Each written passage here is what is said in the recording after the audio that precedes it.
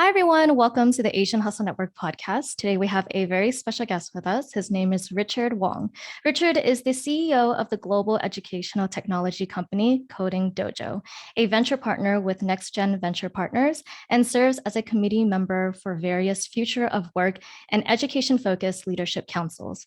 Richard holds an MBA from the MIT Sloan School of Management, is an EY Entrepreneur of the Year 2021 Pacific Northwest Award winner, and was recently included in Puget Sound Business Journal's 40 Under 40 Awards. Richard, welcome to the show. Oh, thank you so much. Yeah, glad to be here. Richard, you put us to shame. You accomplished so much already. Oh man, it's the Asian curse, right? You just have to overachieve. No, it's not Asian curse, it's the Asian blessing. I guess both. So Richard, tell us about yourself. Where'd you grow up? What was your upbringing like? You want to hear more about your story? Yeah, sure. I grew up in China, and I came here when I was 13 years old. And where I grew up in China is the northern China. It's called Dalian. It's a coastal city. And I came here when I was 13, and kind of bounce around. I first moved here. I actually lived in Hawaii for about 6 months, and then I moved to I think it's probably like close to the south side of Chicago for about 3 months. And I moved to Seattle for another 3 months. And then I ended up in Oregon for about 4 years, and then moved up to Washington for about 4 years. So, and then after, the 4 years in Washington, it was about going to college in Washington. And then I started my first job at Boeing. So I worked there for about 6 years, and then I quit. And then, sort of like did the startup thing, Coding Dojo. That was kind of, I would say the history. Yeah. Wow, that's amazing. I mean, we're glad that you end up in the West Coast because West Coast is the best coast. Yeah, this is definitely my type kind of environment. I don't like concrete jungles like Seattle is just gray and water. I really enjoy this part of the world. Yeah, I mean, coming over here at 13-year-old from China, what was the transition like coming from China to over here? Especially because in the early parts of your years in the US, you bounced around a lot to different areas. Like, what was that transition like? Yeah, I would say it was very tough. To be honestly, it was very tough. And now, I would say it's been about when I come here 22 years later, right? I reflect on my immigrant journey. I feel that if I use one sentence to summarize, I think America, it is the greatest country on this planet. It gives us greatest opportunity, but America is not always kind. I think you have to earn your way. Doesn't matter who you are.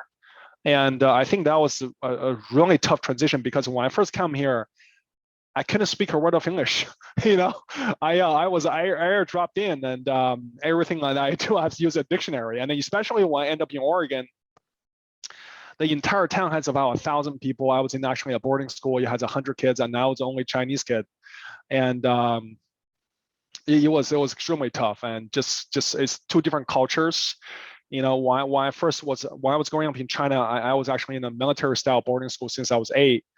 I did that for about 4 years, and I played professional basketball in China for about when I was 12. So that early years, I would say, really set me up for success because even when I was 8, I would wake up at I think it's 5:30 or 6 a.m., making my beds in 30 seconds. You get graded on all the corners on your bed, and then you get up, you lined up, and then they grade you, and then we will run, do the morning exercise. And whatnot. Every single day there's a routine.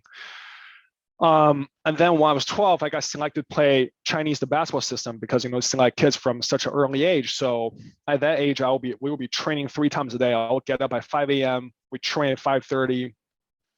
Our practice gets done at like 7:30.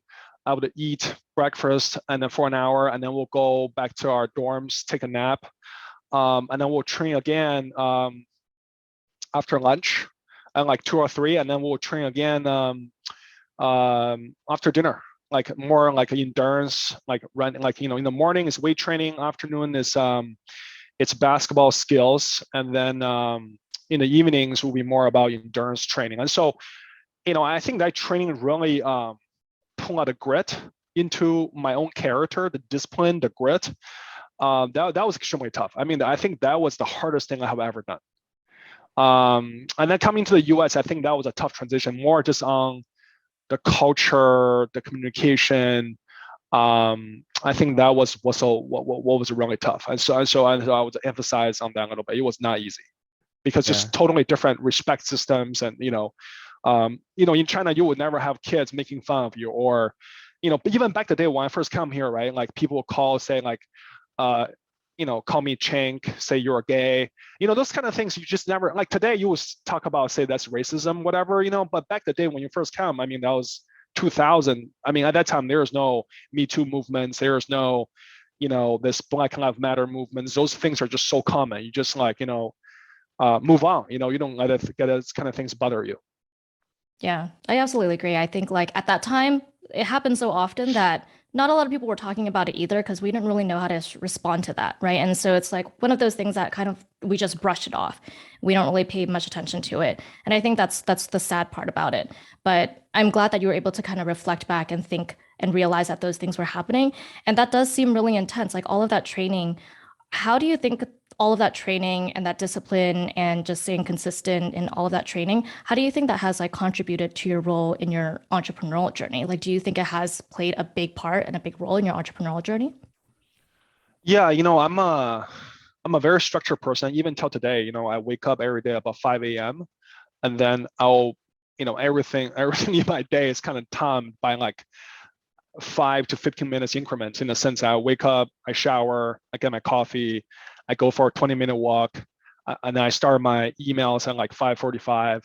I make sure my emails are done by like 7 o'clock, and then I start my project from 7 to 8.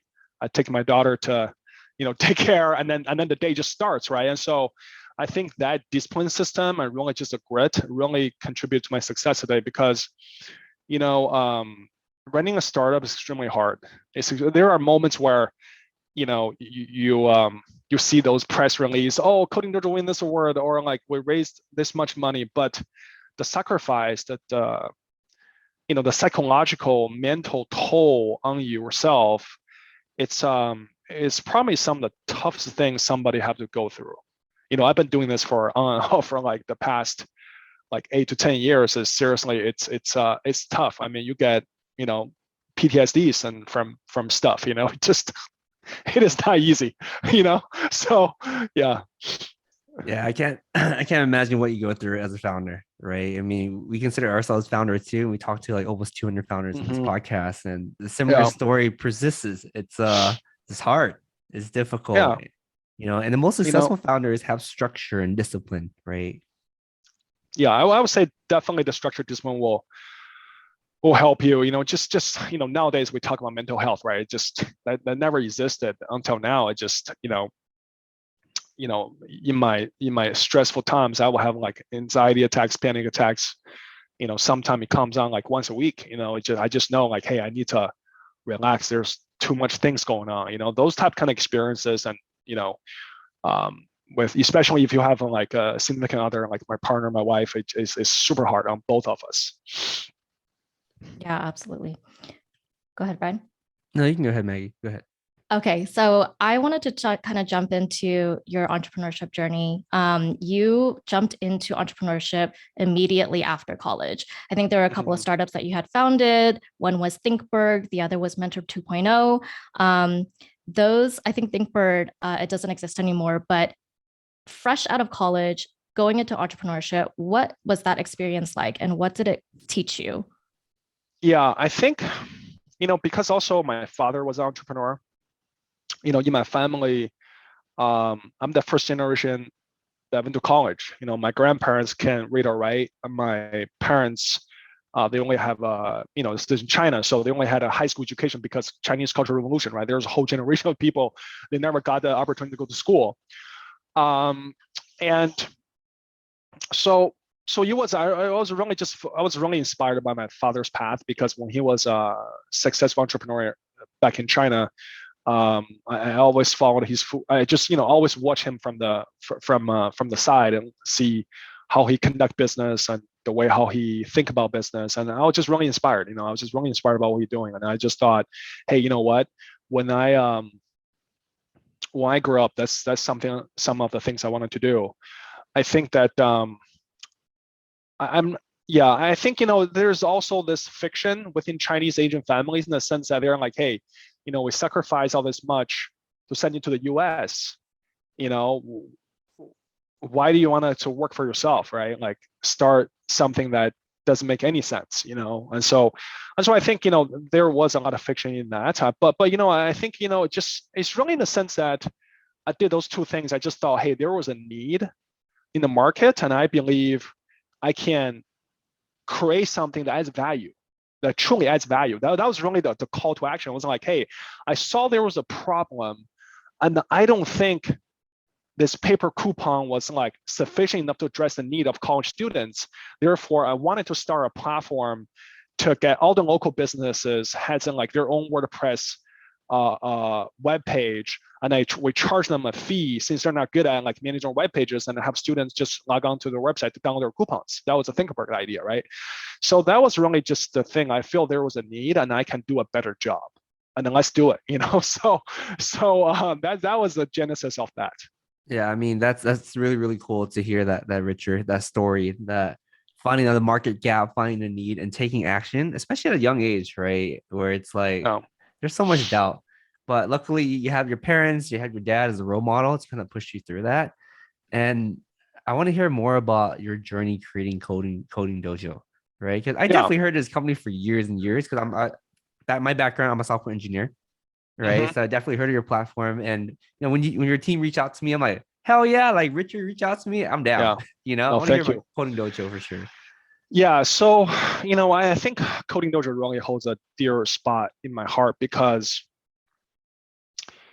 to just share a little bit about myself, the reason why this is Coding Dojo is so special to me is because when I first came to the US, I never had the resources so like some other kids, right? Because if you look at the data, it says that there is a direct correlation between the average household income to the ICT score of any kid. Because the more household income, the better resource it will get.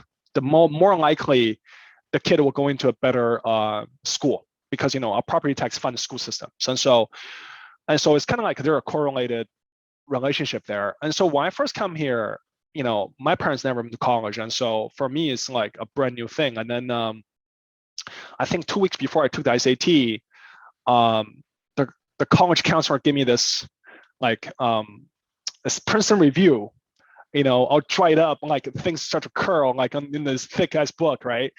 And they're like, oh, Richard, just study this, right? Like you're gonna take your SAT. So I look at the book, I studied it for about 2 weeks, and I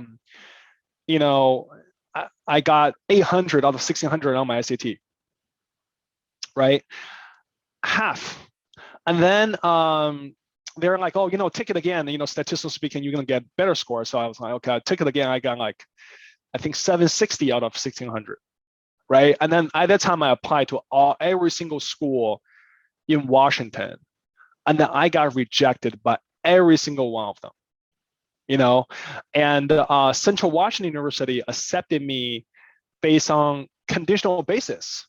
All the other schools thought I was pretty much retarded. Like this kid, based on score, he doesn't have the cognitive function to be able to, go through this academic journey, right? And the higher education journey. And so somehow Central Washington University gave me a chance. They're like, hey, come to our school and see how you do. And then what happened with that was that I was not, even though they accepted me, to be honestly, I was not prepared for college.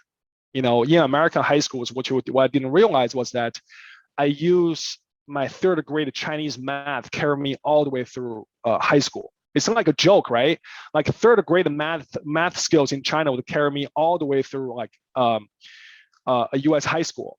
And then, because I played professional basketball, so I just played the basketball, and the teacher always gave me A's and B's, make sure I was able to perform. And so I did fine from my grades, but from a substance standpoint, I was never focused on my school and study, right? That was just not something I thought I had to do.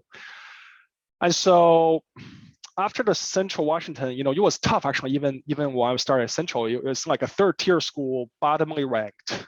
Like I think at that time in the U.S. was ranked on the third tier, on the bottom of the third tier, and my first quarter GPA got 1.7 out of 4.0. That was crazy, right? I mean, it's not, and then the school wasn't like, hey, look, if you do this one more time, I have to kick you out. And then I talked to my mom. She's like, Richard, look, to be honestly, like with this grades, like you may just as well come back to China. I was like, oh man, there's no way I want to go back to China, right? So there's just no freaking way. And so I really had to shift my mentality. I was like, you know what? Basketball used to be a significant part of my life. And then instead of like my gym to be the basketball court, now my gym is in the classroom and in the library. So what I did was like, I picked a dorm that was super close to the library. So I would work, go to the classroom, work, and then just head to the library after. So my grades, went up from, 1.7 to like eventually graduate with 3.5, 3.8, 3.9, whatever, right? So I just really spent the time to focus on that. And so the Coding Dojo story is kind of, how does that connect to that? It's the same thing.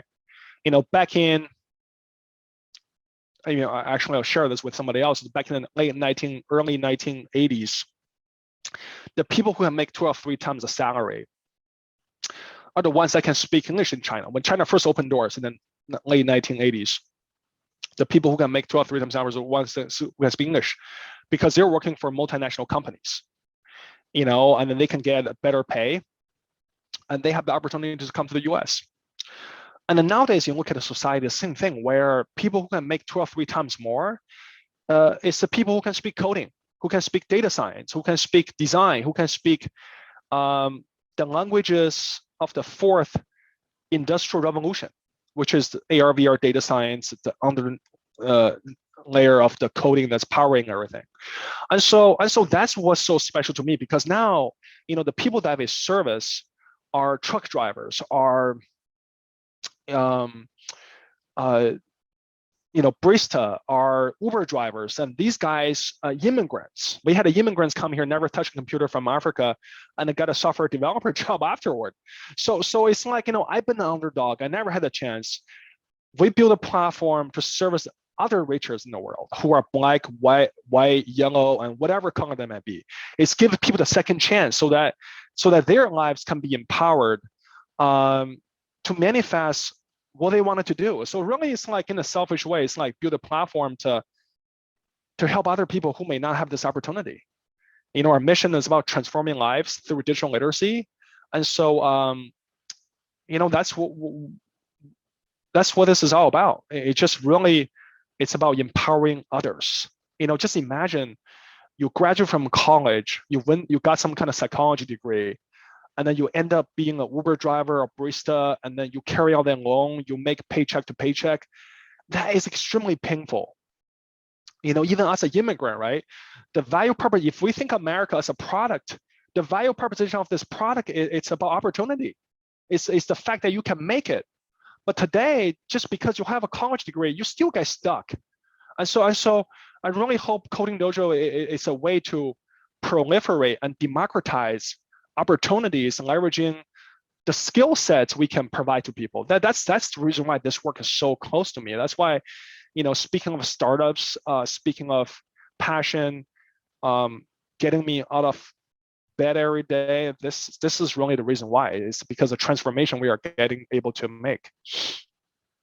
Wow, that's incredible. I love the fact that, you are pretty much increasing access and exposure to the tech industry for disadvantaged communities and individuals, right? And this kind of reminds me of like something that is talked about in the Asian community all the time. Like, there's resources that are out there for Asian, or not only Asian, but like any kid, like Kumon, right? But Kumon, it costs money. And obviously the people and families who are able to afford Kumon or something like Kumon are the people who have money.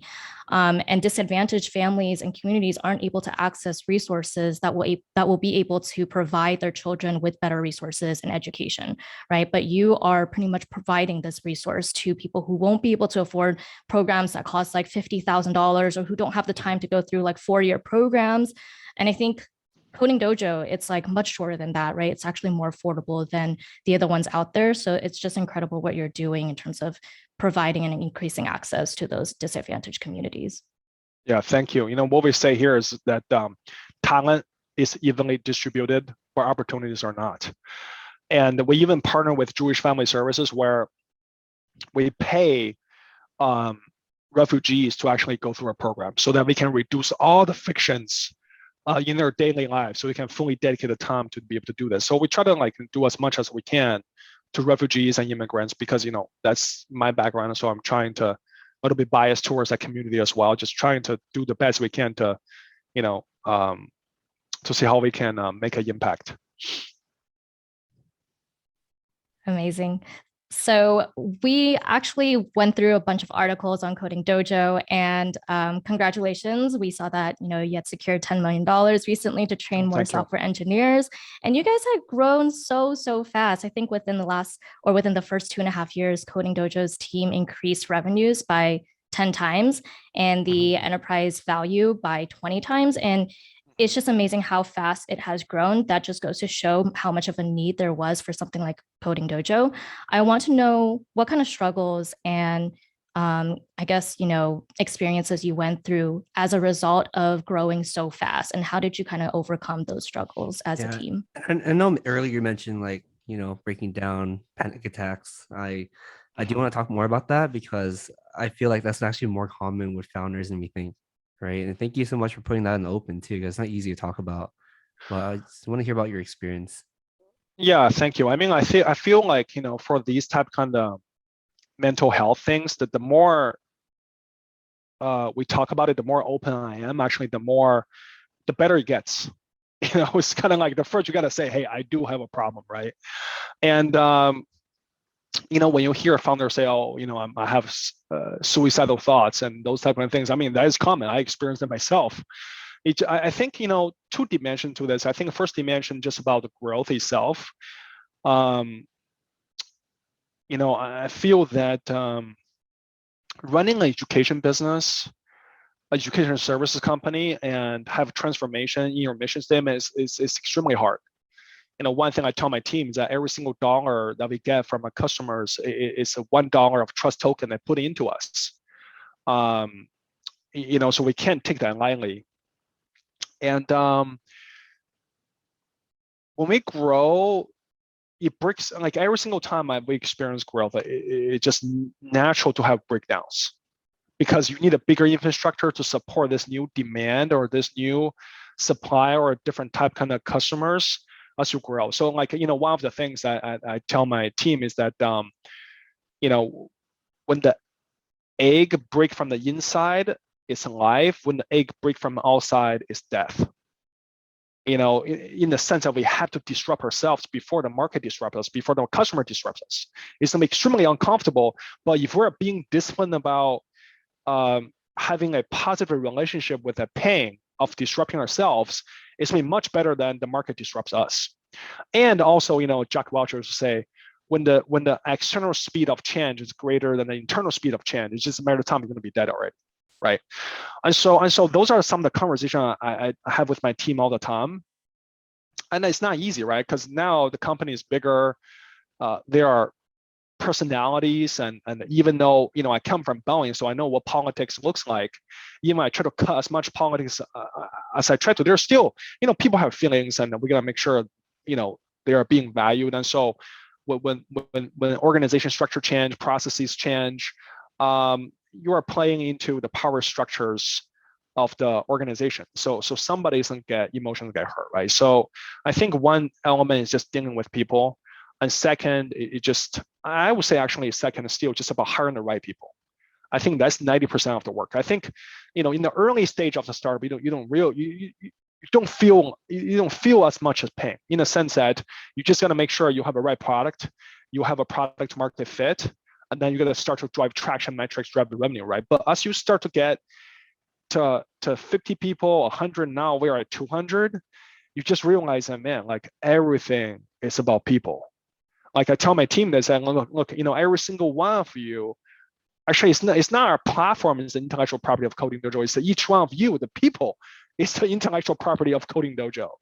So we need to be proactive about treating our people well, understanding leadership, and getting the right people on board. Hiring is super important, and so I try to spend as much time as I can on hiring. And there's one time, one phase of a few months back, I'm probably spending about 30 to 40% of my time is all on interviews.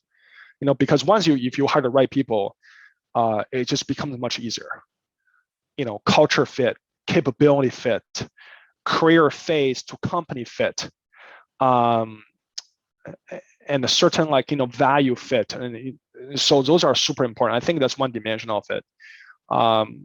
Also, I think we experience growth at multiple different phases of the company, and the faster we grow, the more breakdowns we're going to have. It's like shredding a skin. It's important, but also it's making you very vulnerable. And so the key is just about iterate and pivot, and then really setting the expectation with the team about how do we overcome these things, because people are gonna mess up, we're gonna make mistakes. It's just guaranteed. Yeah, I mean, you said a lot of good things just now. So I just want to break that down slowly, right? I think the first really takeaway from me is you have to be able to disrupt yourself, right? And you realize that running a business, your idea might be valid for the first 3 years, but it won't be valid for the next phase of your career or of your company, right? And you have to disrupt yourself. You have to be uncomfortable. You have to innovate. You have to think about like, what does the market need? What does the market want? Because it's always changing, right? It's never constant, right? And when you're building a company, it's a living, breathing thing. And to be honest, it lives and breathes after its people, after its leadership, after its vision, right? And the vision is strong, the vision is flexible, and the people are committed. Like, you can overcome a lot of challenges. And I do agree that you have to focus on your employees, because you want to build a culture where people are passionate about what you're trying to do. And the amazing thing about hiring good people is that you can never sort of underestimate what kind of value they can bring to the table. There's so many intangibles, right? So many bright ideas that they can bring to the table. So really agree with everything you just said. I know Maggie wants to say a few words too. Yeah, I know that you also emphasize a lot on customer success. You mentioned this a lot, customer success and treating your employees right. Did you come to this realization? Because I know a lot of other companies, like, they don't think of customer success as their number one priority. They focus too much on marketing, or they focus too much on growth, right? Which is a really big downfall or potential downfall. How did you come to the realization that customer success is the number one thing, or was it something that you had already knew about this when you had started Coding Dojo? Yeah, in terms of growth, I had a one-on-one chat with a professor from MIT, and her name is Zeynep Tong. Her new book is about to come out, and she said, which is fantastic. I never heard this before. She said, Richard, look, growth is the enemy of excellence, right? Like, when we take money from people, there's expectation. Your shareholders only expect you to give them certain type kind of return. I mean, essentially that's what it is. They can dictate a lot of things what you want to do, and I think every single company deals with this. How do you balance between growth to shareholders, to your stakeholders, to your product value proposition, to your customer success? It's a hard balancing act. It's like you are playing a 4-dimensional chess always. And even at Coding Dojo too. Like, when we now there's a lot of people want to take a course to upskill and reskill, and how do we ensure that we are staffing up our team so that they can able to make sure we have the right career service professional, get them the job, and also how do we ensure we have the right students that's coming in as well. There are challenges we deal with internally, just as we grow a company as the part of this. It's what make me realize sort of like customer success is really just in the early days, right? If we can help to facilitate the process of getting people employment, we shouldn't exist as an organization. End of the day, it's like every single organization to ask ourselves the question, what justifies our existence? Why do we need to be here? And so I think that's a tough question to answer, and that you have to really quantify, find a way to quantify the success you are making to your customers, to quantify, to justify, your existence as an organization. So, yeah. Absolutely. I 100% agree. So Brian and I, as I mentioned, we were reading a bunch of interviews, and there was this one question that we saw on an article of an interview from you. And the question was asking you, what is the one business idea that you would openly share to the public? And you mentioned that you would advise people to get a 5-star chef to have them cook you meals at your home every single day. So I want to learn about what brought you to that idea, and just like share, do you have a 5-star chef, or, a chef cooking 5-star meals for you every day? And No. why did you say that as your business idea? Yeah, because the reason why was because for a period of time I was looking at labor force dynamics. And one of the labor force that I sort of like look into the sub audience was that the chefs, right? Because actually this labor force is experiencing a lot of sort of like this phenomenon of just like, low wages, but they have a lot of skill sets. Like typically people, you graduate from culinary school, you carry a lot of debt. Those are expensive schools. And you have to start as a line chef, or you start cutting stuff in the back of the restaurant. You have to work your way up, right? And so the question is like, hey, are there ways to find these mismatched incentives and skills to be able to use a platform business to help one side of the platform or not? And the idea was that, hey, if they're underpaid, they have the skills to make a higher pay. Why don't we create a platform and then have just families who have both households, husband and wife are both working, and then just be able to call you're leveraging the platform to get chefs to come and cook for you, and then it's cheaper, and then they make better salary. Essentially, it's like labor force arbitrage in terms of pay and availability. So that was the idea. Just like I just thought it was like, hey, that's one of the areas we can disrupt. To help them to make more money, and the customer gets a lot of value out of it as well. Yeah, I love it. I think the key takeaway here is that you always focus on areas where, people go through years and years of school that would cost them a lot of money. But then, for example, chefs, a lot of chefs make minimum wage, even after they get into like a 5-star restaurant and they're a chef for that restaurant, they're still making minimum wage. And I love that you're always looking for opportunities to, give more access and resources to disadvantaged communities and people. So I see that as like a common theme here. Oh, thank you. Yeah. So I have a burning miscellaneous question, Richard. I know earlier you mentioned that you played professional basketball at age 12. Are you 7 feet tall? No, I'm a 6'5". You're 6'5"? Holy moly. Yeah. That's so tall. So another miscellaneous question. I usually hear from my Chinese friends that people in northern China are typically a lot taller than southern China. Yeah. Is that true? I seriously think that might be true. Generalized wise, it is true. But I think these days might be different. I mean, look, I haven't been back to China since 2014, so it might be different now. But I think generalized wise, that is true. But these days might be a little bit different. So we would have to see the data actually now. Yeah, it's insane. You're 6'5". That's really, really tall. So Maggie's actually 4'8". Oh wow, really?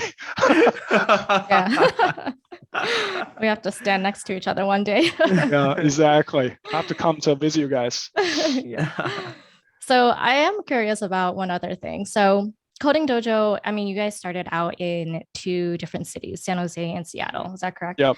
And now you guys are currently in 11 different countries. Congratulations. That's incredible.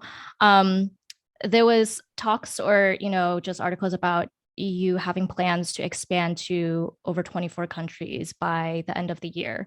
Tell us about that and what is in the works for that at the moment. Yeah. So, globally speaking, there are about 7 billion people around the world, 7.2 or 7.3. And there's only about, I think, 25 to 28 million software developers. So this mismatch of supply and demand for tech talent, it's not just in the United States, it's everywhere in the world. And, we are in the 4th industrial revolution. So essentially everything is powered by software. And you see this hunger wanting to leveraging the tech skills to transform the local workforce. And governments wants to leverage this to get their people more pay with this skill set. It's everywhere in the world. And if you look at a traditional, we go back to history a little bit in the outsourcing movement, right? It kind of starts out in China, and then Southeast Asia, Vietnam, Malaysia, that area, Thailand, and now you are seeing it in actually a lot of work now is going to Pakistan, and now you are also seeing a lot of work in Africa, like Nigeria, whatever. And so every single nation wants to build up their workforce. And the work that we do for Coding Dojo is that we spend about the last 10 years develop our platform. And what we do is that we partner with government agencies, companies, nonprofit organizations to allow them to partner with us and license our platform and content, and we'll train the trainers so that they have the instructors to be able to deliver this content material to their citizens locally. Like, in South America, they have the vision to have 100,000 developers in the next 5 years and whatnot, and government pays for all of this because their ambition is that, hey, you know what, United States, you don't need to outsource to India anymore. We want to become your nearshoring hub for tech. And so because time difference and languages, we can better service you. So they have this ambition to train more people locally to service the United States tech companies. And also just this movement you're seeing everywhere, like in Africa, the Middle East, Europe, it's everywhere. And so that's where Coding Dojo plays a unique role in supporting the ambition. And we license our platform and share our best practice and expertise so that they can do this themselves. Wow, very excited for those plans. So what's next for Coding Dojo in the next 5 to 10 years? Yeah, I think for us is continue to kind of like what we talked about earlier, right? Like we need to disrupt ourselves again. I think we need to ask ourselves the question of what does education mean in the next 20 years, 10 years down the road, right? Well, what's the role of being a education institution? And so I think us will continue to perfect leveraging data and our platform to continue to perfect the way how we teach different type kind of individuals, to truly leveraging our platform to provide a personalized learning and just be better in service that, and also being able to close the last mile gap for our students from graduation to employment. How do we be able to close the gap closer so that right when they graduate, they already have a job lined up? Maybe that means Coding Dojo to, have a couple projects right now we're iterating on to think about how do we provide that as a service at the end even better. And so those are a couple of things we're thinking, just like, hey, really having the inquiry, thinking about what does that mean being the education institution in the 21st century in this fourth industrial revolution really means. How do we distinguish ourselves different from universities and other institutions that might not be flexible like ourselves, so we can iterate and do things differently and just get better. Yeah, I think what you said is completely necessary. And to be honest, I feel like most engineering students would appreciate that a lot. I'll be honest here. Like when I graduated undergrad and joined the workforce, I felt like I was like not prepared. Right. I actually looked for like a lot of these coding platforms online to prepare me. And they actually strengthened my fundamentals because now I can learn at my own pace. I think that's the most important thing. Right. Because now a lot of us wake up, go to engineering class, graduate, and actually really, really understand the fundamentals that we're supposed to do in the workforce. So I think that it's great that Coding Dojo is actually thinking about that, because that is a huge problem, right? And you still see a lot of students nowadays as you're interviewing for technical positions still struggling to pass the technical interviews, right? I don't think 4 years is enough. I think everyone learns at their own pace. So I think that what you're building is completely necessary for the next generation. No, thank you. Thank you. Of course. So we do have one final question, Richard, and that question is, what advice would you give to, let's say, yourself as you're first starting out your entrepreneurial journey? Like, what is one thing the older Richard would tell younger Richard if he's restarting his journey today? Man, I would say to myself, I would say 3 bullet points. Do not hire cheap accountants. Do not hire cheap attorneys, and focus on cash flow. Those are the three things I would advice I'll give to myself. It sounds all really simple, but I'm telling you, like a great accountant versus like a cheap accountant, you can save some money on. I mean, it is day and night difference, and attorneys as well. So Yeah, I couldn't agree with those two statements more. I think Meg and I also made that mistake as well. Except for attorney. Attorney's great. He's probably listening to this podcast right now. But Nick, we love you. You're great. yeah. So Richard, where can our listeners find out more about you and Coding Dojo online? Yeah, I think they can go to our, for Coding Dojo, just go to our website, codingdojo.com. And if anybody want to reach out to me, they can just Google search, Richard Wang, LinkedIn, Coding Dojo. They will find me and they can feel free to reach out to me. Yeah, thank you. Okay, great. We'll leave all of that in the show notes of this episode. Richard, it was amazing having you on our podcast today. Thank you so much for sharing your story with us. Oh, thank you so much for having me on. Yeah. Of course. Thank you, Richard.